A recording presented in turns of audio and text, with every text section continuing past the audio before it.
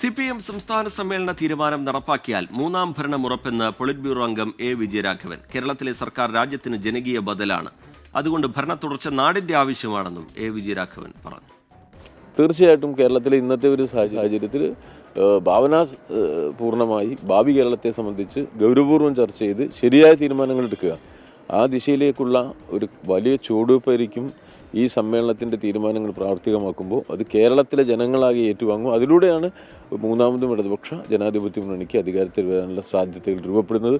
വളരെ ആത്മാർത്ഥമായി ജനപിന്തുണയോടുകൂടി അത്തരമൊരു ലക്ഷ്യപൂർത്തീകരണത്തിന് വേണ്ടി പ്രവർത്തിക്കാനുള്ള പരിശ്രമമാണ് CPIM നടത്തിക്കൊണ്ടിരിക്കുന്നത്.